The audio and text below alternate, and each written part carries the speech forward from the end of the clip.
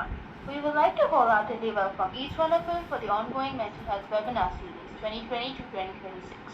This is on behalf of the organizers, the Department of Psychology, the American College of Madurai, in association with Yellow Pond Counseling and Wellness Center and the Tamil Nadu Counselor and Psychotherapist Association. Our honorable and esteemed resource person for the day is Dr. Chala Krishnavir Abhishek sir. He is the Executive Director, Dean Won Law Center for Peace Studies, India, and the Vice President for EQ4 Peace, USA. Today, his topic focuses on sustainable happiness and positive psychology, understanding from Indian knowledge system. I call upon Sir to start today's session. Thank you. Thank you so much for the wonderful introduction. At the outset, I would like to start the session. So my topic is sustainable happiness and positive psychology, understandings from Indian knowledge systems. So basically, I started my journey as a soft skills trainer, and the only question I was always being asked was, what is happiness, how do we get happiness, and how we can sustain happiness, and how we can be positive. To sustain happiness, you need positive psychology. And the best thing is, through our ancient wisdom, this is possible, and this is proved by our rishis. So, good afternoon, good evening, everyone. So, happiness is one of the oldest and most universal aspirations of human life. Every action we perform, whether pursuing education, building a career, earning wealth, maintaining relationships, or seeking recognition, is ultimately driven by the desire to be happy. In that sense, happiness is the common destination of all human persons. However, despite unprecedented advances in technology, in science, in healthcare and material prosperity, we continue to witness increasing levels of stress, anxiety, depression, loneliness and dissatisfaction. This paradox prompts us to ask whether we have misunderstood the nature of happiness. The key word in today's topic is sustainable. Many things bring us pleasure, but pleasure is often temporary. Sustainable happiness is different. It refers to the lasting sense of well-being that is resilient, meaningful, and not entirely dependent on external circumstances. So today's presentation brings together two complementary perspectives: positive psychology, which examines happiness and well-being through scientific research, while Indian knowledge systems, which has explored the nature of happiness for thousands of years through philosophy, psychology, ethics, yoga, and contemplative traditions. Rather than viewing these as competing perspectives, we can see them as complementary approaches that enrich our understanding what it means to live a happy, meaningful and flourishing life. My aim is to explore how these two knowledge systems contribute to our understanding of sustainable happiness. So in 2026, we are already in July, and we are in the era of artificial intelligence. At the same time, we are not happy. Technology has developed rapidly, but our happiness has completely decreased, and we are unable to sustain the happiness. So the happiness that we are gaining from material pleasures is definitely temporary, and how we can make it permanent is the main point of today's topic. So before discussing sustainable happiness, it is important to understand what we mean by the word happiness. It is a term that everyone uses, yet it has different meanings for different people. For some, happiness means pleasure or enjoyment. For others, it means success, wealth, good health, loving relationships, or achieving personal goals.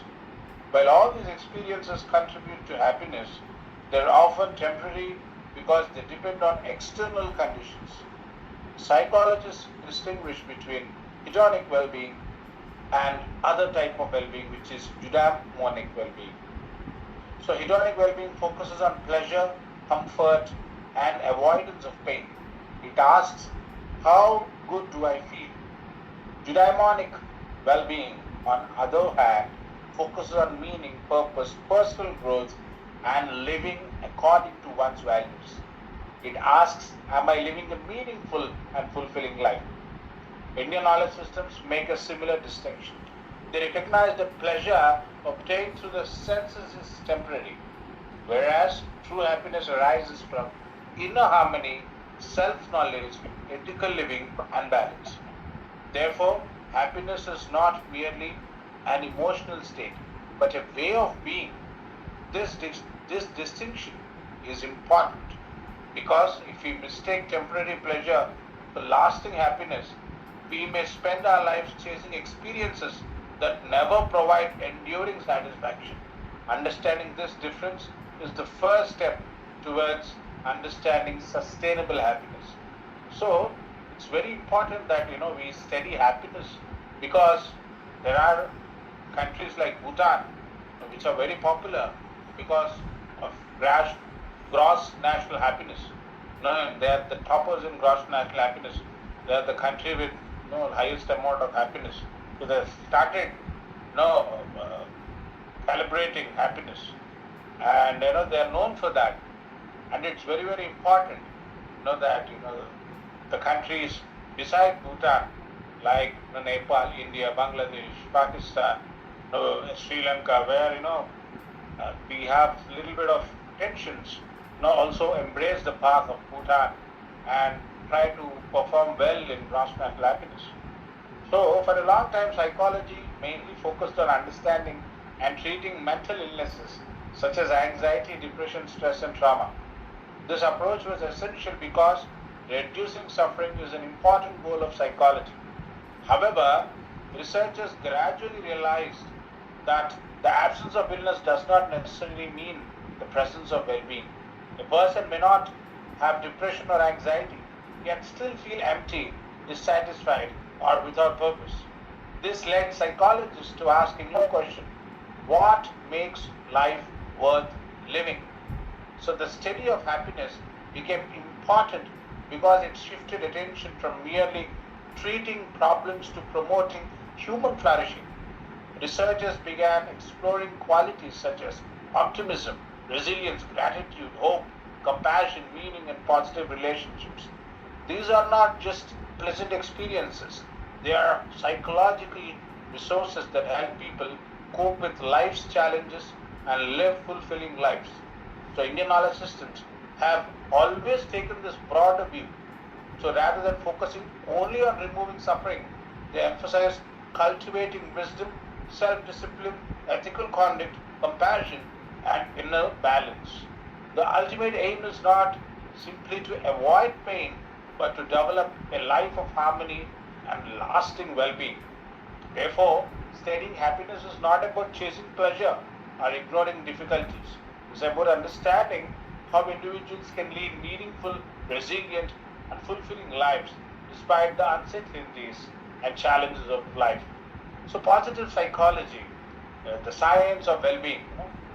Positive psychology is a relatively recent branch of psychology that focuses on understanding the factors that enable individuals and communities to thrive instead of asking only what causes mental illness. It also asks what helps people flourish. So that this field gained momentum through the work of Martin Seligman, who argued that psychology should not only repair what is wrong with people, but also nurture what is best within them. One of the most influential contributions of positive psychology is the PERMA model, PERMA model, which describes 5 essential elements of well-being. So here, P means positive emotions, experiencing joy, gratitude, hope, and optimism. E means engagement, being deeply absorbed in meaningful activities, often called the state of flow. R means relationships, building healthy, supportive, and trusting relationships. M means meaning, living for a purpose greater than oneself and contributing to something valuable. A means accomplishment, setting goals, developing competence, and experiencing the sense of achievement. So, according to positive psychology, sustainable well-being is not the result of a single factor. It emerges from a balanced combination of positive emotions, meaningful engagement, healthy relationships, purpose, and accomplishments. So the scientific approach has influenced education, healthcare, workplaces, and leadership by encouraging people not only to overcome difficulties but also to develop their strengths and live more fulfilling lives. So living a fulfilling and a complete, the holistic life is more important. So is positive psychology enough for sustainable happiness? So positive psychology has made a significant contribution by identifying scientifically supported factors that enhance well-being. Practices such as gratitude, optimism, mindfulness, positive relationships, and finding meaning in life have been shown to improve psychological health and life satisfaction. However, an important question remains. Can these practices alone guarantee sustainable happiness? Human life is marked by uncertainty. We all experience illness, failure, loss, aging, and death. During such times, positive emotions may naturally decline. If happiness depends only on feeling positive or on favorable circumstances, it becomes fragile and temporary. This is where Indian knowledge systems offer a deeper perspective. They suggest that lasting happiness cannot depend entirely on external success or changing emotions. Instead, it arises from inner stability, self-awareness, ethical living, and the ability to remain balanced in both pleasant and unpleasant situations. In other words, positive psychology explains how many of the conditions that promote well-being, but Indian knowledge systems can invite us to ask a deeper question. Can happiness remain even when life is difficult? So this shift from external conditions to inner transformation is one of the most distinctive contributions of Indian knowledge systems to the study of sustainable happiness. And also, NPTEL, National Program on Technology Enabled Learning, is offering a course this semester on sustainable happiness. So I request people who are interested, students who are interested, my colleagues who are interested in sustainable happiness to join the course. And there's another course which is personality development through Indian knowledge systems. So both these courses focus on IKS, and I urge enthusiasts to please join this course. So Indian knowledge systems is a holistic view of happiness. Indian knowledge systems, or IKS, are not merely a collective ancient texts or religious beliefs. They represent a comprehensive body of knowledge developed over thousands of years through observation, experience, reflection, and practice. They encompass disciplines such as philosophy, psychology, ethics, education, medicine, yoga, ecology, linguistics, and the arts. A distinctive feature of IKS is their holistic approach to human life. Rather than viewing the body, mind, emotions, and spirit as separate, they see them as interconnected dimensions of the human person. Therefore, true well-being cannot be achieved by addressing only one aspect of life. Unlike many modern approaches that define happiness primarily as a pleasant emotional state, IKS understands happiness as the outcome of living in harmony with oneself, with others, with society, with nature, and with the deeper reality of existence. So this holistic vision recognizes that material prosperity is valuable, but it is also not sufficient. Lasting happiness also depends on ethical conduct, self-discipline, meaningful relations, wisdom, and inner balance. Thus, IKS shifts the focus from having more to being more. So they encourage us not to merely seek happiness as an external goal, but to cultivate the qualities that naturally give rise to enduring well-being. So, in our IKS, we have something called 4 Purusharthas, the Indian framework for a happy life. So, one of the most profound contributions of Indian knowledge systems is to understand happiness in the concept of the 4 Purusharthas, or the 4 legitimate goals of human life. These goals provide a balanced framework for living and demonstrate that happiness is multidimensional. The first is dharma, which refers to righteousness, ethical living, duty, and responsibility. Dharma is the foundation because it guides our thoughts, decisions, and actions. Happiness that violates dharma may bring temporary pleasure, but often leads to long-term suffering. The second Purushartha is artha, which means wealth, livelihood, security, and material prosperity. Indian philosophy does not reject wealth. Instead, it teaches that wealth should be earned honestly and used responsibly. Artha supports a stable and dignified life. The third is kama, which refers to desires, love, enjoyment, beauty, and emotional fulfillment.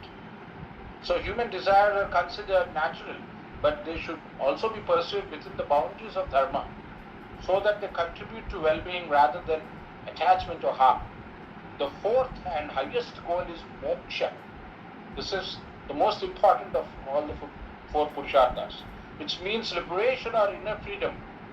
Moksha is freedom from ignorance, excessive attachment, fear, and suffering.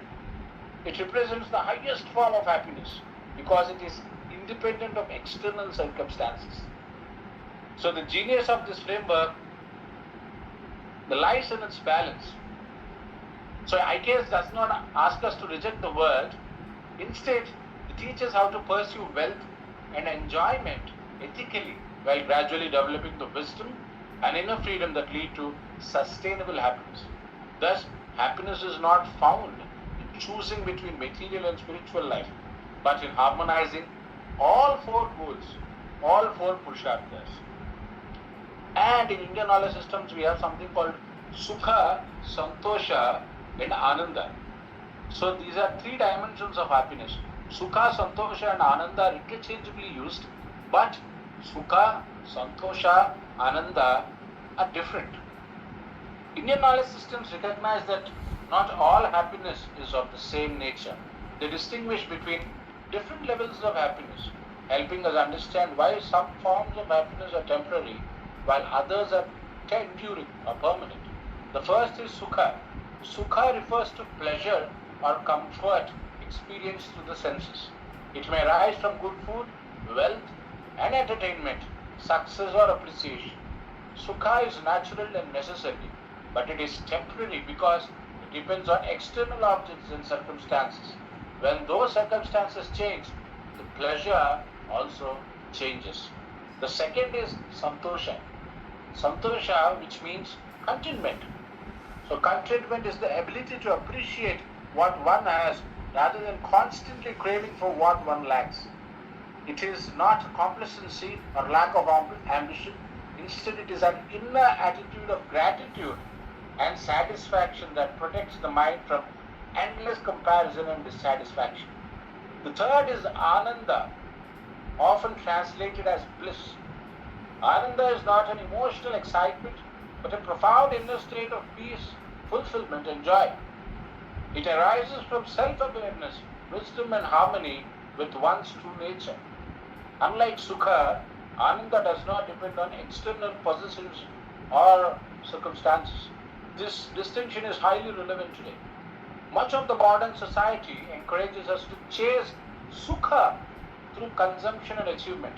Positive psychology encourages us to cultivate Santosha through gratitude, meaning, and positive relationships. But IKS takes one step further by pointing towards Ananda, a state of enduring well-being rooted in inner transformation. Therefore, sustainable happiness is not about rejecting pleasure, but about progressing from temporary pleasure to lasting contentment and ultimately to enduring inner bliss. So, we all know about Panchakoshas. So, Panchakosha model is also very important for us to understand the holistic well-being.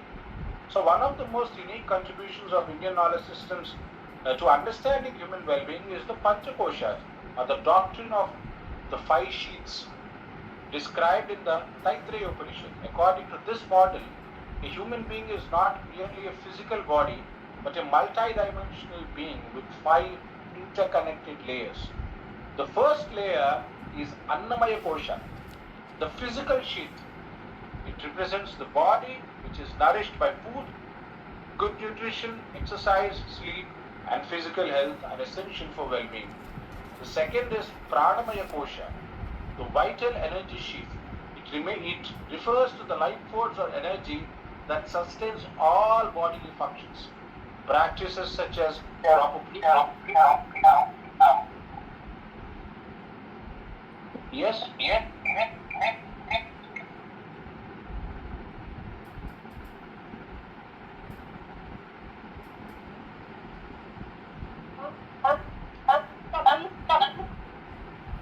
There's a disturbance. Yeah. Practices such as proper breathing, physical activity, balanced lifestyle help maintain this layer. So Pranamaya Kosha is basically energy layer. The third is the Manomaya Kosha, the mental and emotional sheath. It includes our thoughts, emotions, memories, and perceptions. Stress, anxiety, and emotional disturbances arise primarily at this level, making emotional regulation an important aspect of happiness. The fourth is Vijnanamaya Kosha, the intellectual sheath. This is the faculty of wisdom, discrimination, judgment, and ethical decision making. It enables us to distinguish between what is beneficial and what is harmful. The fifth and innermost layer is the Anandamaya Kosha, the sheath of bliss. It represents the deepest dimension of human existence, associated with profound peace, fulfillment, and inner joy.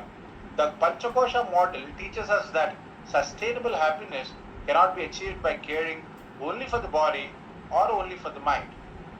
True well-being requires the harmonious development of all dimensions of human life: physical, vital, emotional, intellectual, and spiritual.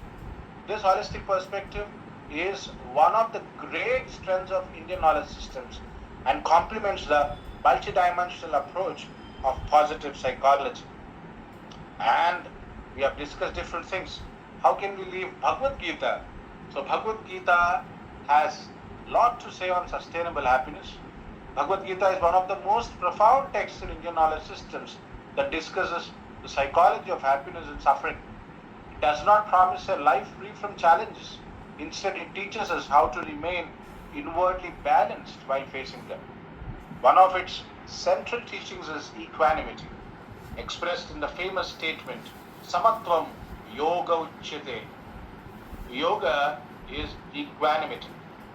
This means maintaining mental balance in both success and failure, praise and criticism, pleasure and pain.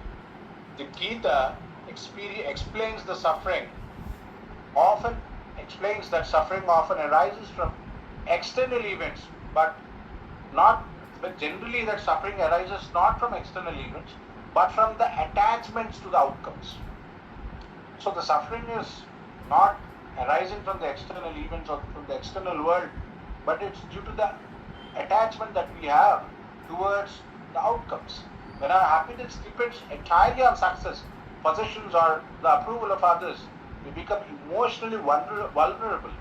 Every gain brings the fear of loss, and every failure becomes a source of distress.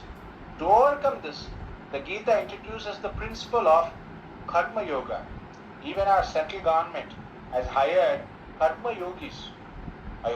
So, what is Karma Yoga? Performing one's duties sincerely and wholeheartedly without becoming emotionally attached to the results. So this does not mean indifferent or passive. Rather, it encourages excellence in action while accepting the outcomes are influenced by many factors beyond our control. So outcomes are definitely influenced by many factors that are completely beyond our control. This teaching has remarkable psychological relevance today. Many people experience stress because they focus excessively on results rather than on the quality of their efforts. By shifting attention from outcomes to responsible action, individuals can reduce anxiety, improve resilience, and experience greater peace of mind. Thus, the Bhagavad Gita presents a sustainable happiness not as a constant pleasure, but as inner stability, emotional balance, and freedom from unhealthy attachment, even amidst the uncertainties of life. So yoga, we recently celebrated International Yoga Day on June 21st. When many people hear the word yoga, they immediately think of physical postures or exercises. However, in Indian knowledge systems, yoga is not just exercises or physical body movements, it's much broader. It's a systematic discipline for understanding, training and transforming the mind and not just the body. Because if body is under control, then mind can be trained. That's the most important principle in yoga.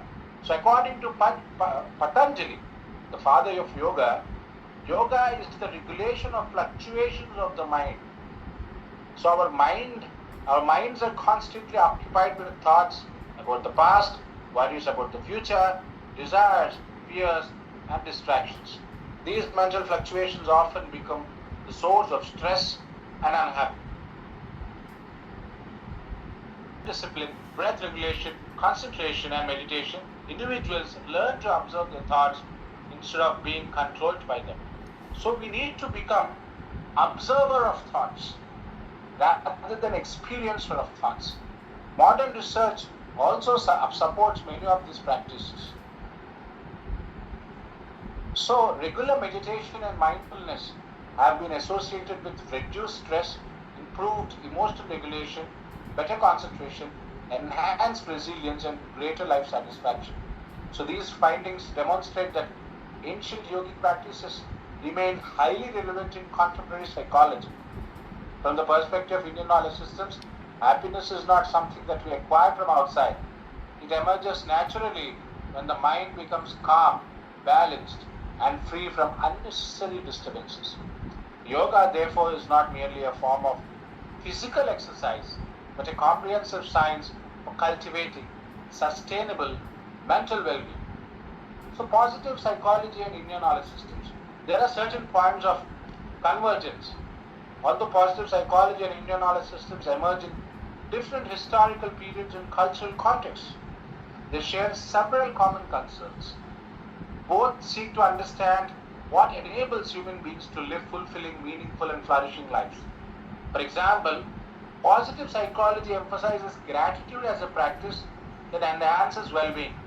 Indian knowledge systems have long encouraged gratitude not only towards people, but also towards parents, teachers, nature, society, and the divine. Gratitude cultivates humility and contentment. Positive psychology highlights meaning and purpose as essential for happiness. Similarly, Indian thought emphasizes dharma, the responsible and ethical fulfillment of one's duty, which gives direction and purpose to life.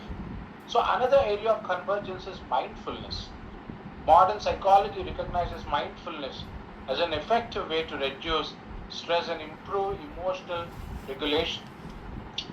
Indian traditions have cultivated practices of meditation and self-awareness for centuries as methods of understanding the mind and achieving inner peace.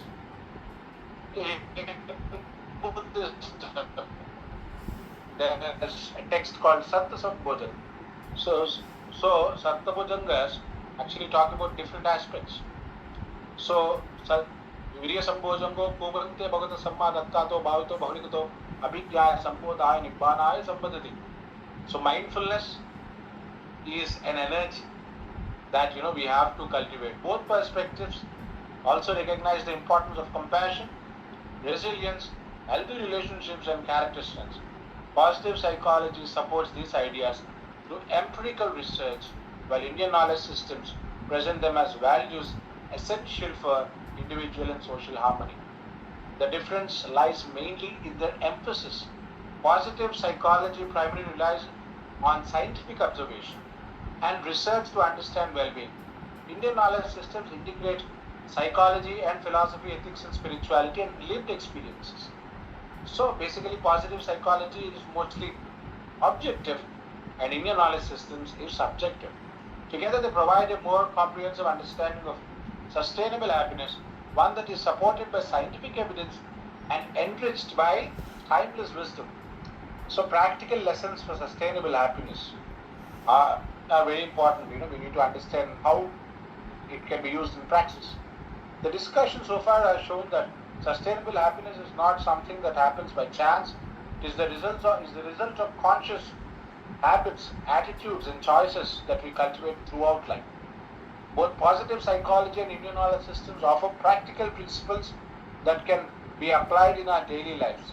The first lesson is practicing gratitude. Instead of constantly focusing on what is missing, we should learn to appreciate what we already have. Gratitude shifts our attention from scarcity to abundance and improves our overall sense of well-being. The second lesson is living with purpose. Whether we are students, teachers, professionals, or family members, our work becomes more meaningful when it is guided by values and contributes to the welfare of others. The third lesson is developing emotional balance. So life will inevitably bring success and failure, praise and criticism, gain and loss. Sustainable happiness depends on responding to these situations with calmness rather than reacting impulsively. The fourth lesson is caring for the whole person. Good physical health, a disciplined lifestyle, meaningful relationships, continuous learning, and inner reflection all contribute to lasting well-being. Happiness cannot be sustained if any one of these dimensions is neglected. Finally, both these traditions remind us that happiness grows when it is shared.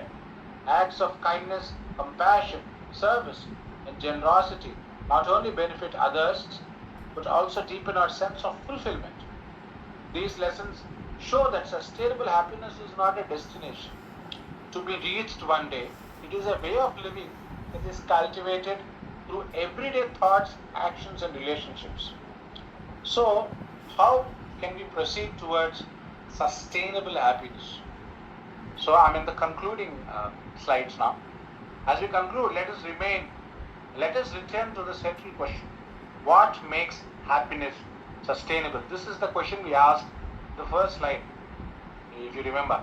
So positive psychology teaches us that happiness is nurtured through positive emotions, meaningful engagement, healthy relationships, purpose, and accomplishment.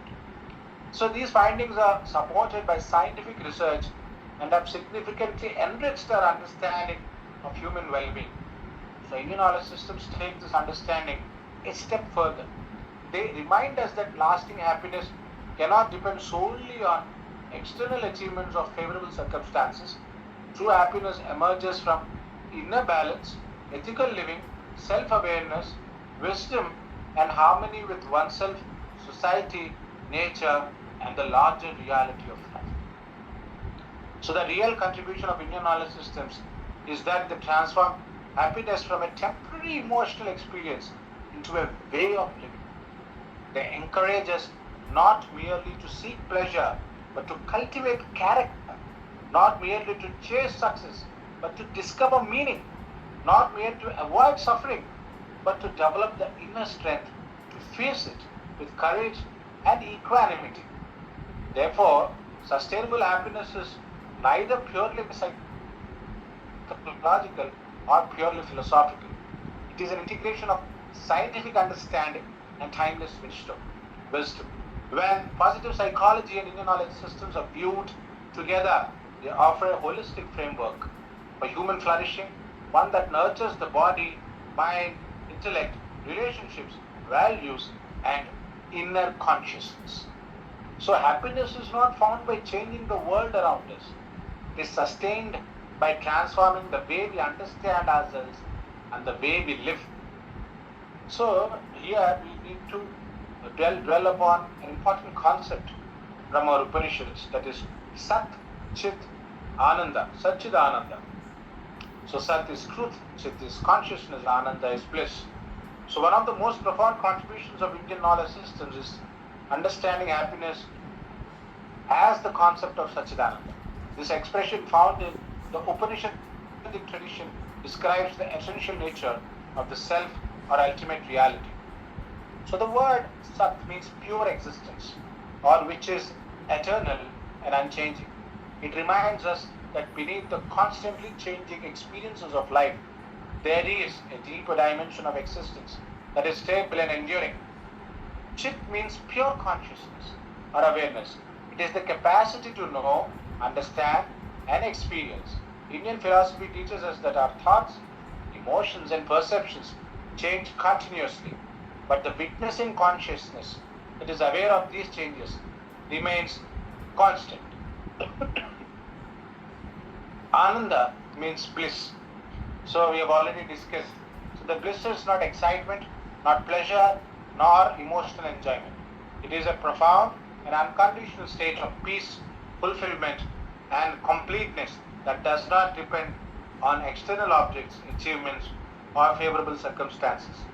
So from the perspective of Indian knowledge systems, permanent happiness is not something we acquire from the outside. It is the natural expression of true nature when the mind becomes free from ignorance. Asatoma Satgamaya, Tamasoma Jyotirgamaya, Mrityorma Amritam Gamaya.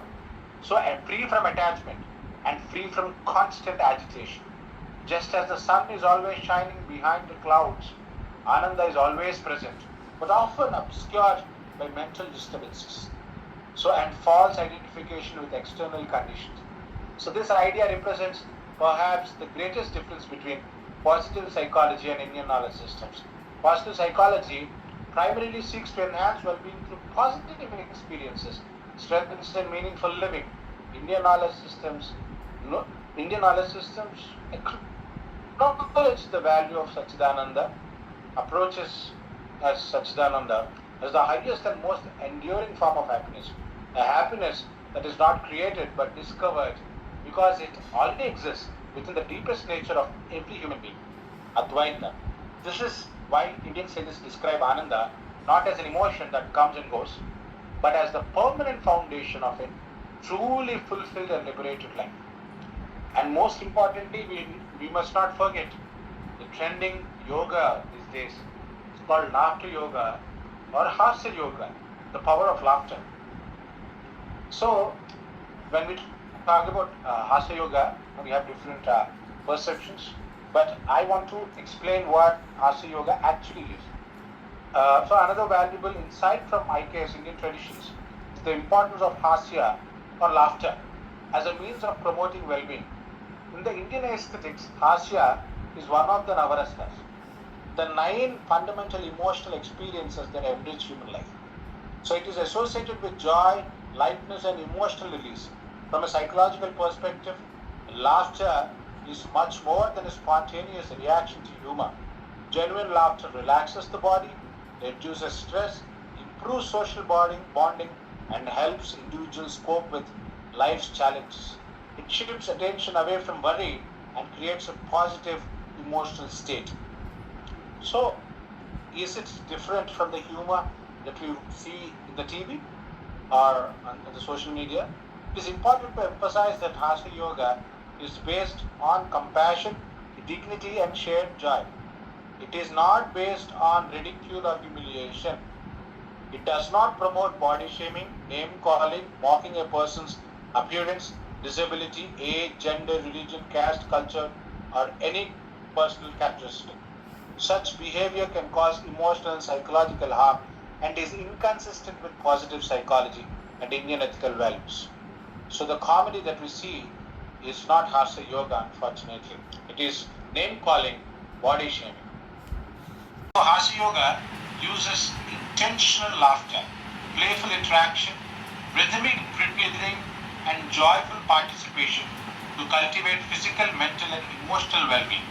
The practice is based on an important principle: the body and the mind influence each other. Even intentional laughter can stimulate positive psychological and physiological responses. But from the perspective of positive psychology, laughter strengthens several components of well-being. It promotes positive emotions, strengthens relationships through shared joy, enhances resilience by helping people recover from adversity, and contributes to overall psychological flourishing. So Indian knowledge systems add a deeper dimension. They regard laughter as an expression of inner freedom. The person who is excessively attached to ego, status, or possessions find it difficult to laugh wholeheartedly. Genuine laughter reflects openness, humility, and freedom from psychological burdens. Thus, Hasya Yoga is not merely entertainment, it is practical discipline that reminds us not to lose our capacity for joy amidst the presence of modern life. By combining the wisdom of Indian traditions with contemporary psychological insights, laughter becomes a simple yet powerful practice for cultivating sustainable happiness. So, Hasya Yoga is also part of sustainable happiness and Indian knowledge systems which contribute to sustainable happiness and positive psychology. So, let us all do a small laughter yoga exercise before we end the session and we open for discussion. So, I request all of you to unmute yourself if it is feasible. So once you have unmuted, just let me. As I've told you, that genuine laughter reflects openness, humility, and freedom. So if you're unable to laugh genuinely, then you are excessively attached to your ego. So remember that. Don't attach yourself to any status, to any ego, to any possessions. Be open, because it shows that you are humble and you have freedom from psychological burdens and conditions of this. We are not conditioned. That is most important for us to understand, that we are not conditioned by anyone. We are not puppets. We are here to freely express ourselves. Okay, so let us do this exercise. So, ha, say ha. Ha, ha, ha, ha. Together, ha. Ha, ha, ha. Ha, ha. Ha, ha, ha. So we said ha, ha, ha. Means we said ha 3 times. Now say ha 4 times. Ha, ha, ha, ha. Ha. Now say ha 5 times. Ha, ha, ha, ha, ha. Now say ha 6 times. Ha, ha, ha, ha, ha. Now say ha 10 times.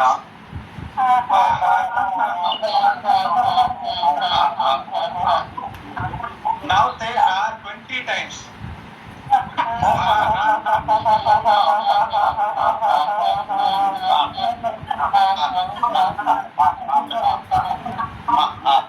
Exactly. So basically. Why don't you ask us to take a laugh? That is simple.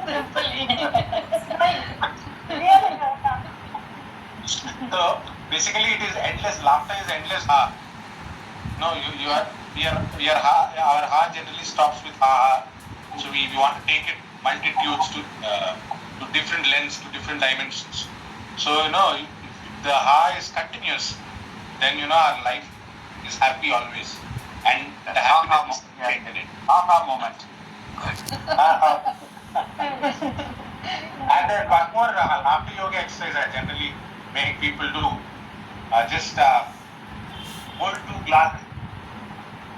Just imagine that you're holding 2 glasses. Okay? In your right hand, in the right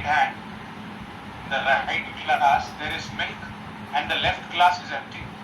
Okay? In the right glass, there's milk and the left glass is empty. So now you have to make milkshake. Okay? So take the right glass and pour the milk from the right glass to the left glass. And when you're pouring, say ha. And again mix it. And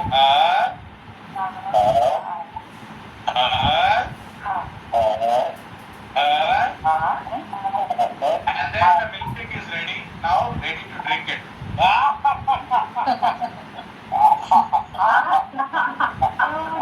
Okay, we'll make it again. Okay. Together, let's make it together. Okay.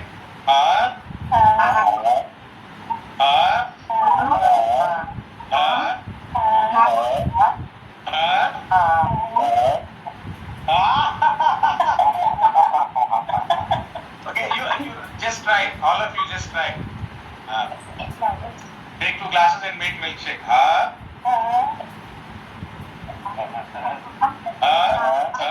And then drink it.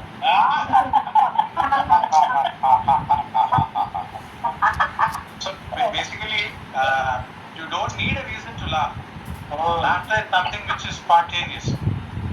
And definitely Ananda is also spontaneous and it is always present inside you.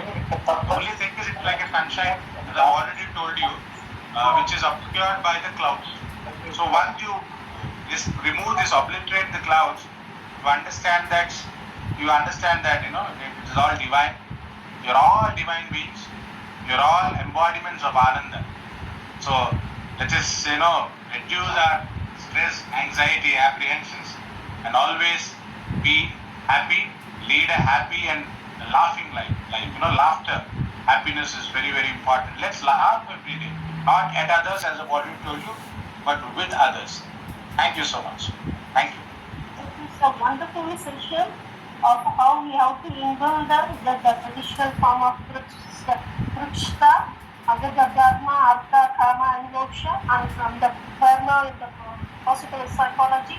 So we proud of the Indians that we have that positive psychology from a practice from the childhood, making the basic doing gratitude, etc. to the Subiksha, Santosha, and Ananta. Then we mentioned about the Panchakosha, how the Gita are made to the present with the Karma Yoga to dedicate ourselves without any returns and without attachment. We have to perform our duties. Then we have to have the self-awareness to get the Sachidananda. So wonderful section. The floor is for question. Come forward to that the question. Sir, as far as the moksha concerned, so you need to put in the form of the psychological form of the inner satisfaction to get the bliss as a moksha.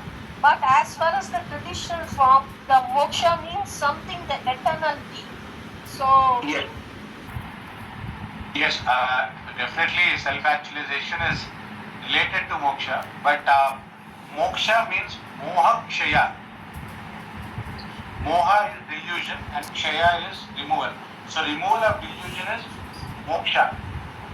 So moksha can be equated to equanimity. And your happiness or your existence doesn't depend on outside factors. Your mood, your attitude doesn't depend on outside factors. That is moksha.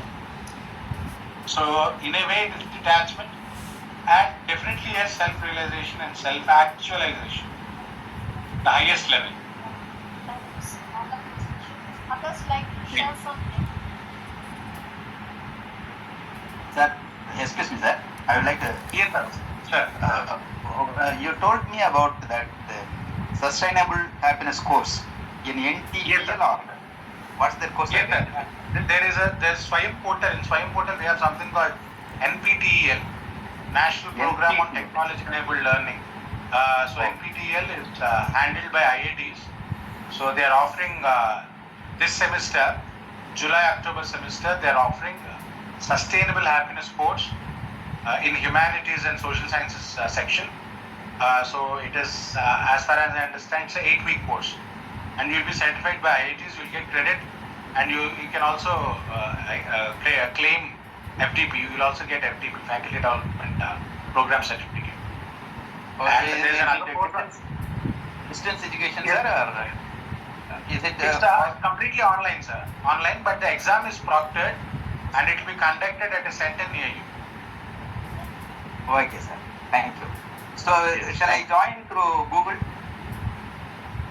Yes, sir. You just go to NPTEL, just type NPTEL and open this semester, July-October semester 2026. Talking about the Okay, sir. Thank you. We'll try. Yes, thank you.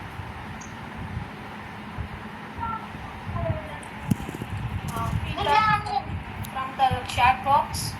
Madhavi Lata Ketapalli, Visakhapatnam helps reduce stress, sadness, and tension, makes the people feel happy, relaxed, energetic.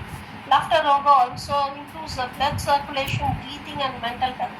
It teaches that the laughter is a natural medicine for the body and mind. Thank you, ma'am. One plus. Thank you for an excellent informative section. Neera, the lovely laughter section. Gratitude, sir, for the words of wisdom. Vinita Sagar, we learned a lot for your sharing in this section. Thank you very much. Thank you. Thank you. Excellent section, doctor. Wonderful section. So they need about the course, it seems. So that is also. The course is offered by IITs. You can register. So just listening to the course and doing the assignments and all, it's completely free. But if you want certificate, you have to pay. I think it's give 1,000 rupees or something. It's completely conducted by IITs under NPTEL, under Swayam portal. So I guess it's 1,000 rupees for the certificate, but to access the course, it's completely free. So if you go for the certificate exam, then certification, then somebody is asking about the koshas. So basically, Annamaya kosha, the physical body, physical sheath, good nutrition, exercise, sleep, and physical health. The second one is Pranamaya kosha. It is the vital energy sheath. So the life force or energy that sustains all bodily functions. The third is Manomaya kosha, mental and emotional sheath. It includes our thoughts, emotions, memories, perceptions. The fourth is Vijnanamaya kosha, which is intellectual sheath. It's the faculty of wisdom, discrimination, judgment, and ethical decision making. So distinction, that is. And finally, Anandamaya kosha is the sheath of bliss. It represents deepest dimensions of human existence. So at the end, we say that we are not the body. The body is temporary, but there is something in us that is permanent, which is Atman, which is Jivatman, which is not different from Brahman. So that is Anandamaya kosha. That's the realization. It's profound peace, fulfillment, and inner joy. So basically, in Buddhism they call it Buddhahood. So the Panchakosha model actually teaches us that sustainable happiness cannot be achieved by caring only for the body or only for the mind. It is beyond that. So it's actually a true well-being requires a harmonious intermixing of physical, vital, emotional, intellectual, and spiritual dimensions of life. So all these dimensions are interconnected and they intersect. And when they intersect, that's when it's complete, it's whole. We say Purnamidam. So you will connect this one with the emotional intelligence. Yes, definitely. So emotional intelligence is, we nowadays there's a new concept called spiritual intelligence. You're moving a layer above. We start with IQ, intelligence quotient, then move to EQ, emotional quotient, and finally end at SQ, spiritual quotient. And nowadays, companies are hiring students who have more emotional quotient. So, emotional quotient is identifying your emotions, controlling and managing your emotions according to the situation, understanding others' emotions and acting accordingly, and socializing. So this is very important, and definitely this is there in our ancient wisdom. But unfortunately, Indians are deemed to be shy, but we are not shy. We are actually very social and open. Thank you. We are very much proud of this. Traditional form is connected with the psychology. We are very much happy. We need more and more section like this. Thank you very much, sir. Thank you so much for the opportunity. Thank you so much for all the students and faculty members and colleagues who have joined in. Thank you for giving me this opportunity. We need your email ID and we will go ahead with the. That's the most important thing. And gratitude for everything that we have in life. Because everybody is unique and everybody is different. They have their own positives and negatives, and we should be grateful for what we have. So that is the first thing. And we tend to show gratitude from the point of psychology towards the fellow human beings, because that's the most important level. But when we talk about gratitude from Indian knowledge systems, there's one shloka in Ishavasya Upanishad called Ishavasya Vidam Sarvam. So it means that Isha or God resides in everything. So when you show gratitude to everything, not just your fellow human beings, but also to all the animals, to all the trees, to everything around you, to your nature, not physical and even non-living things also. So to that level it goes actually. So that is the Indian ancient wisdom perspective of gratitude, wherein it shows that when divine is in everything, you should be grateful for everything. For example, we are breathing. We don't count. We don't consciously breathe it. It just happens like that, right? And it's a rhythmic process. No, even our heartbeat, it just goes on. Our blood circulation goes on. So we are grateful to the oxygen. We are grateful to the air. We are grateful to Vayu. We are grateful to Agni. We are grateful to Prithvi. We are grateful to Akasha. We are grateful to everything. All the aspects of nature. Everything that is around us. So living and non-living, we are grateful to everything because oxygen, the vital breath force, is non-living. But still we are grateful to it because of it only we are surviving. And at the same time, we are also grateful to nitrogen because if oxygen is 100%, then the world would be on fire. Right? So we are grateful to everything for how it is. Because of how it is, that's why we humans exist in the solar system. So I hope I was able to answer. Thank you. So, Smegha, are you satisfied? Yes, I would also like to bring one of the points, Matt, and in front of you, sir, as well, that I've read about one of the aspects of one of the articles from BBC only. It's Paul Alexander, who is also known as Iron Breath. I read about that article in the manner of gratitude also, where they've been talking when you don't have anything. He was one of the boys. In the age of 6 years, attained polio. Because of the polio, his whole body got damaged, and he has to stay inside the iron, as an iron lung, and the iron thing, where he has to be made a breath through the iron thing only. So he discovered the frog breath. That is the way he's been taking the breath. So I would like to show the picture of it. When you do not have, this is the attitude we can have when we have something and we can say thank you to the things around us. When we do not have any reason to live or do not have any other circumstance, when you don't have any hands or anything to scratch you also when you want to, or you are dependent on someone, but then also you exceed your limits to achieve something that is out of the box, the gratitude. Yes, attitude which makes gratitude, and see, gratitude is not limited. It is definitely unlimited.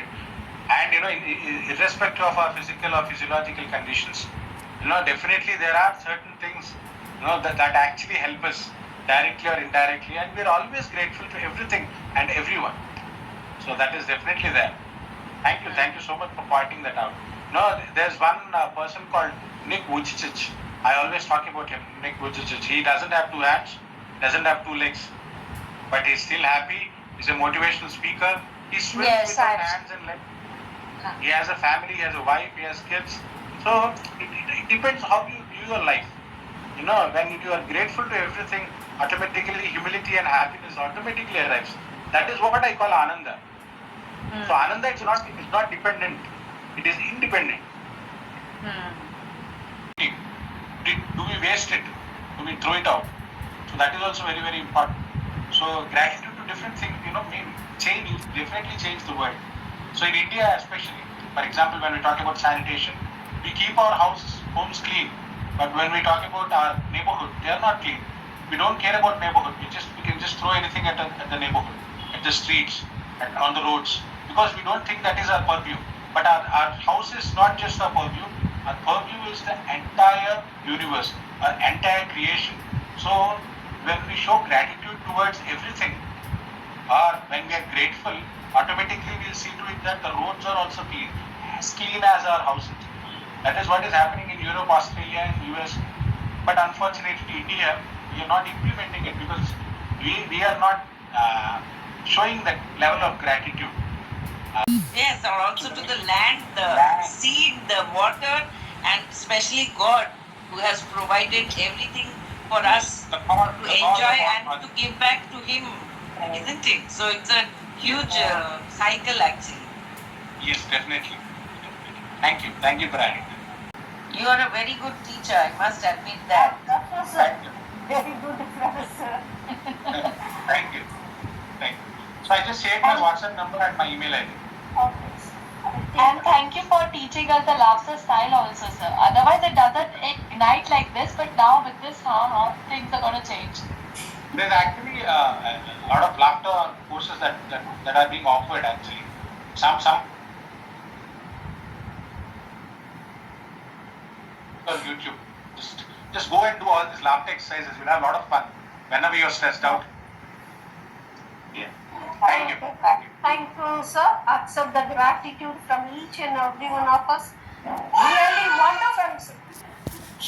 Really wonderful session. We need more and more session like this. Accept the gratitude from American College Madurai and Department of Psychology, American College Madurai, the different associate partners, Electronic Counseling India and Wellness and Tamil Nadu Psychologists, Counselors and Psychotherapists Association. Thank you very much, ma'am. Sir, we need more Thank and you more. so much for the opportunity. Thank you. We need more. Indian psychology is very much unique. So we have to interconnect that for the, we need more and more research. Yes, sir. Sir, ma'am is really. I would also like to make you a request. Whenever you come next, please bring any section or any sort of session from Bhagavad Gita or its lessons or something that can really inspire us more. But currently we are working on something called Sri Vidya and personality development through Sri Vidya. So definitely I'll bring in Bhagavad Gita and Sri Vidya also. Sure. Would love to hear it, sir. Thank you. You may to do with Advaita policy. What about Dvaita policy? That is also is there. Yes, definitely. Dvaita, Visishta Advaita, we have different Achintya Veda. We have a lot of philosophies, definitely yes. But all philosophies agree that we are divine beings. No, there is distinction between us and divine. But at the end of the day, we are all divine beings. That is Visishta Advaita. But we are part of the divine. So, but again, Dvaita is a little different. But everybody acknowledges that we are divine beings. You talk about any religion or any spiritual philosophy. So definitely they acknowledge that we are divine beings. But they talk about the distinctions. But let us talk about the unifications. That's the idea. So great. Thank you. So where are you based? So where are you based? I am from Visakhapatnam, Vizag. And this course on Sri Vidya, it's a course or your module? What is it? It's for kids or for adults? Sri Vidya is it's a tradition in Shakta Parampara of and Sri Vidya is actually worship of goddess. Means goddess is the divine, the ultimate divine Adi Shakti, and it's based on that. So we are using that knowledge for personality development and sustainable happiness and different aspects. Yeah. Thank you. Thank you, ma'am.